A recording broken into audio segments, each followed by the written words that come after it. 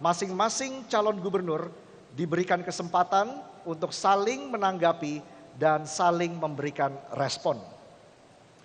Baik, kami persilakan kepada kedua pasangan calon untuk berdiri dan menuju podiumnya. Baik, kesempatan pertama kami persilakan calon gubernur nomor urut 2 untuk mengambil undian pertanyaan di dalam fishbowl A.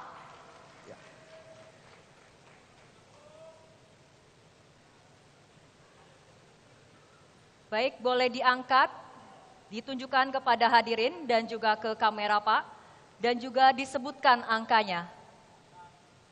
1. Silakan Baik. letakkan bola ke dalam fishbowl yang kosong. Yang kosong di tengah, Pak, silakan dimasukkan ke situ. Dan Bapak baik. dipersilakan kembali ke podium. Baik, hadirin dan pemirsa, saya ambil amplop nomor 1. Masih disegel untuk menjamin kerahasiaan. Langsung saja kita buka. Ya.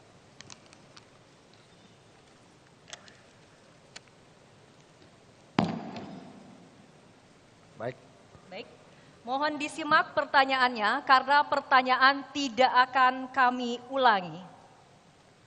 Untuk calon gubernur nomor urut 2, salah satu sasaran yang ingin dicapai dalam RPJPD 2025-2045 adalah mewujudkan tujuan-tujuan Sustainable Development Goals atau SDGs pada tahun 2030.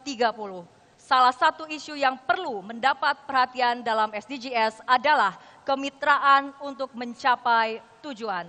Pertanyaannya adalah, jika Anda terpilih sebagai gubernur dan wakil gubernur Jateng, apa yang Anda lakukan dalam membangun kemitraan dengan pemerintah pusat, pemerintah kabupaten kota, dan sektor private?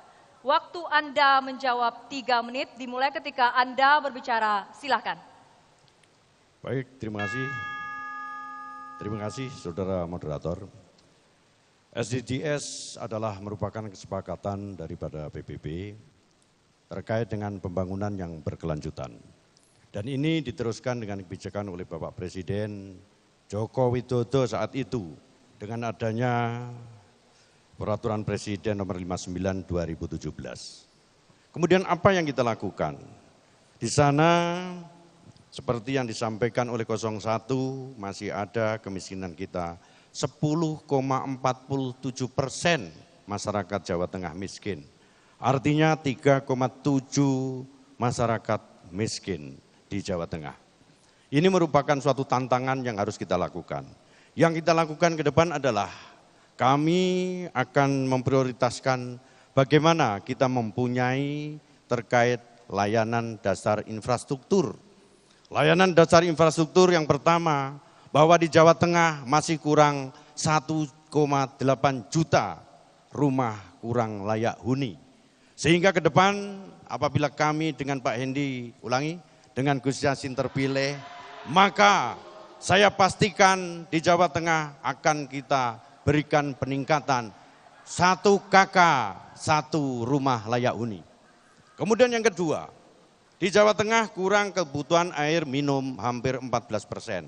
Ini akan kita lakukan bahwa ke depan kami berjanji dengan adanya kekurangan air minum, maka akan kita manfaatkan air minum di PADM kita dengan merubah air asin menjadi air tawar untuk guna mengurangi adanya resapan air tanah agar tidak menjadi turun.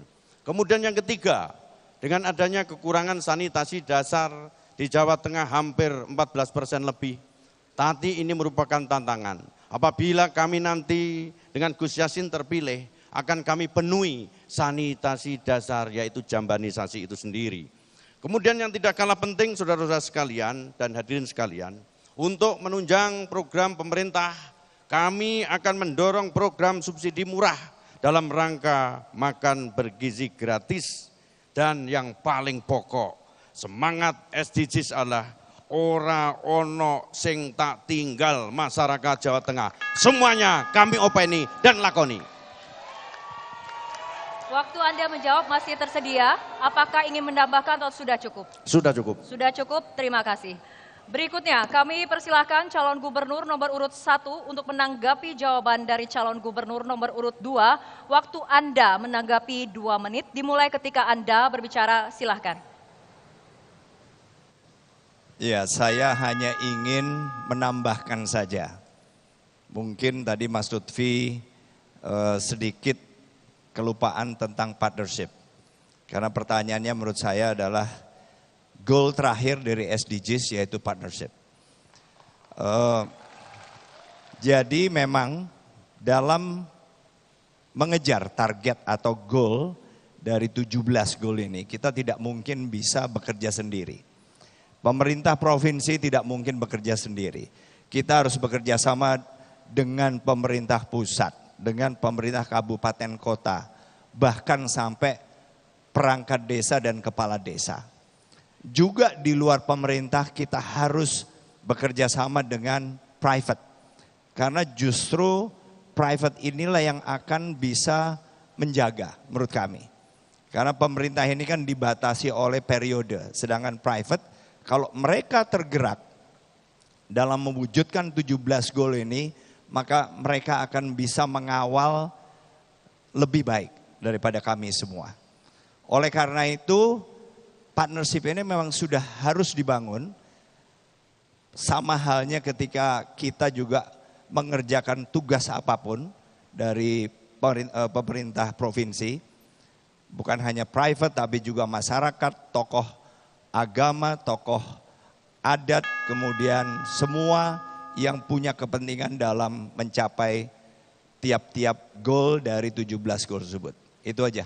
Waktu masih tersedia, apakah ada yang ditambahkan atau sudah cukup Pak? Sudah cukup. Baik, selanjutnya kami persilakan kepada calon gubernur nomor urut 2 untuk merespon tanggapan dari calon gubernur nomor urut 1.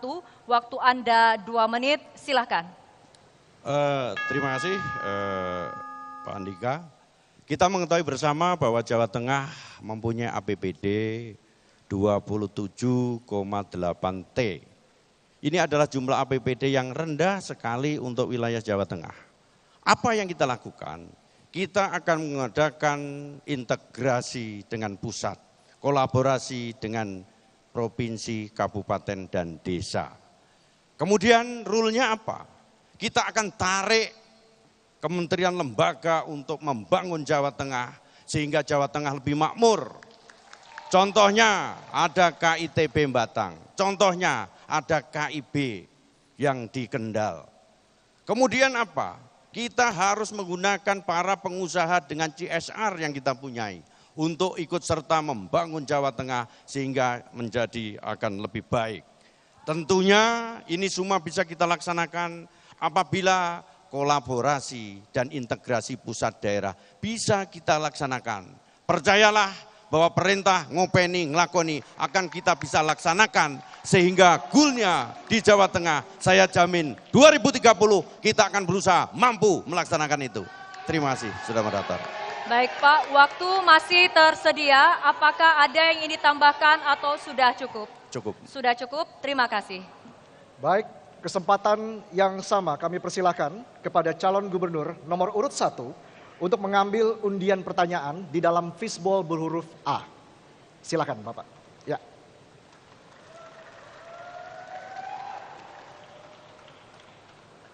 Silakan ditunjukkan ke depan. 5. Baik, huruf 5 silakan dimasukkan ke fishbowl yang di tengah. Silakan kembali ke podium. Huruf 5. Huruf 5, hadirin dan pemirsa, masih tersegel. Kerahasiaan pertanyaan terjamin.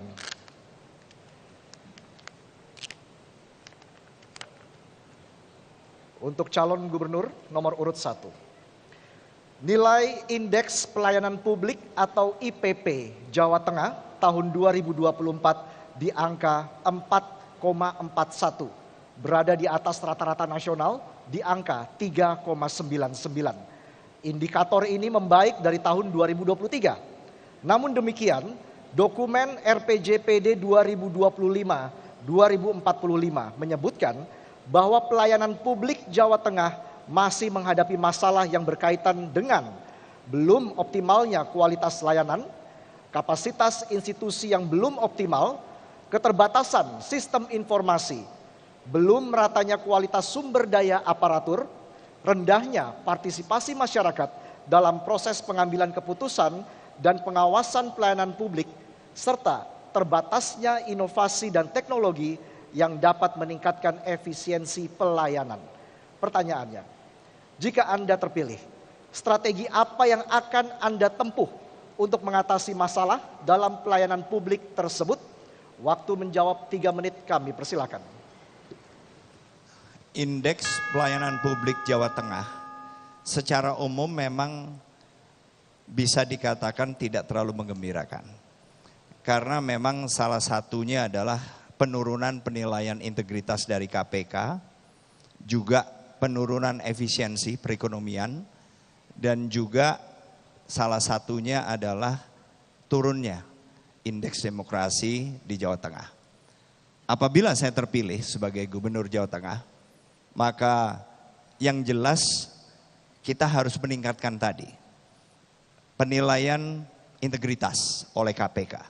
Berarti kita harus pastikan para pelayan publik, dalam hal ini birokrasi, mulai dari tingkat provinsi sampai dengan kabupaten, kota, desa, ini benar-benar memahami apa sebetulnya yang diinginkan atau dinilai oleh KPK khususnya dalam penilaian integritas mereka. Kedua, kita juga bisa menilai dari apakah kemudian efisiensi perekonomian ini kemudian akan membaik. Saat ini terjadi inefisiensi sampai dengan 10-12%. Dan ini sesuatu yang cukup menonjol. Berarti harus banyak perbaikan karena terjadinya inefisiensi ini kan berarti apakah kita sebagai pelayan publik ini lambat atau cepat. Apakah kemudian kita menambah kos dalam memberikan pelayanan kepada mereka. Sedemikian rupa sehingga jangan sampai efisiensi atau inefisiensi ini kemudian malah menonjol. Kita harus mendorong sedemikian rupa agar perekonomian ini bisa efisien dengan cara memberikan layanan secepat mungkin, seminimal mungkin melibatkan kos tambahan sehingga para pelaku usaha atau pelaku perekonomian ini bisa bekerja lebih efisien dan cepat. Dan juga salah satunya adalah bagaimana kita memberikan insentif dan disinsentif. Kita berikan reward atau penghargaan kepada mereka-mereka yang bekerja jujur, dan saya yakin masih begitu banyak pelayan publik yang bekerja jujur, punya idealisme dan menginginkan kerja maksimal. Tetapi kita juga harus bisa menunjukkan bahwa mereka-mereka yang tidak ingin menjadi bagian dari pelayanan publik yang efisien ini tidak ada tempat lagi di Jawa Tengah. Selesai. Sudah cukup Bapak? Baik, pendukung harap tenang, terima kasih. Kami persilakan calon gubernur nomor urut 2 untuk menanggapi jawaban dari calon gubernur nomor urut 1. Waktu Anda menanggapi 2 menit dimulai ketika Anda berbicara. Baik, terima kasih Pak Andika. Tentang pelayanan publik tidak lepas daripada keterbukaan informasi publik. Dasar kita adalah Undang-Undang Nomor 14 Tahun 2008, di mana di dalamnya itu disebutkan bahwa setiap warga negara berhak untuk mendapatkan informasi keterbukaan pelayanan publik yang dilaksanakan oleh para badan-badan pemerintah. Oleh karena itu para OPD di tempat kita adalah merupakan duta-duta bagi pelayanan publik. Kemudian apa yang kita lakukan? Kita akan ciptakan rumah gubernur sebagai rumah rakyat. Sehingga masyarakat bisa datang kapanpun dengan hari-hari tertentu untuk datang di rumah gubernur. Masyarakat akan tahu gubernurnya itu mantuk-mantuk tahu masalah, atau gubernurnya mantuk-mantuk karena pencitraan. Kalau masyarakat kurang, maka pelayanan publik akan saya ditetapkan di masing-masing provinsi. Kita punya namanya mall pelayanan publik. Di mana mall pelayanan publik ini adanya di Bakorwil, Barkorwil. Wong-wong sing neng kampung-kampung tidak usah berduyun-duyun ke Semarang. Cukup di mall pelayanan publik yang adanya di Barkorwil. Kalau itu tidak cukup, kita juga masih punya yaitu Jateng Ngopeni. Yang semua aplikasi kita jadikan satu, semua bisa mengakses kepada kepentingan-kepentingan dari masyarakat kita, dari mulai pendidikannya, dari mulai kesehatannya, bahkan anggaran di OPD kita, masyarakat berhak tahu, itulah nafasnya pelayanan publik dan informasi keterbukaan publik. Selesai, matur suwun. Sudah cukup, baik. Pendukung harap tenang, terima kasih. Pendukung harap tenang. Selanjutnya kami persilakan calon gubernur nomor urut 1 untuk merespon tanggapan dari calon gubernur nomor urut 2, waktu Anda 2 menit. Yang disampaikan oleh Mas Lutfi itu sangat melengkapi apa yang menjadi jawaban tadi. Karena memang intinya semua itu sudah ada dalam sistem pelayanan publik kita. Tetapi di ujungnya adalah bagaimana kita memastikan praktek atau pelaksanaannya. Sering-sering semua sistem ini sudah berjalan, tetapi pelaksanaan di tiap level atau pelaksanaan di tiap OPD itu yang kemudian perlu pengawasan melekat. Oleh karena itu saya tadi menekankan bahwa untuk meningkatkan efisiensi dan kualitas pelayanan publik kita memang perlu memberikan sistem reward and punishment yang memang bisa diukur. Meritokrasi termasuk juga penghargaan-penghargaan kepada mereka yang membuat prestasi. Sementara kepada yang mungkin belum menjadi bagian dari gerakan untuk membuat pelayanan publik ini lebih efisien, lebih efektif, maka sudah selayaknya mereka juga tidak diberikan kesempatan untuk memegang pos-pos yang sangat berpengaruh. Itu jawaban saya. Terima kasih. Masih ada waktu, apakah ada yang ingin ditambahkan Bapak? Sudah cukup? Baik, terima kasih. Silakan kepada para paslon untuk dapat duduk kembali.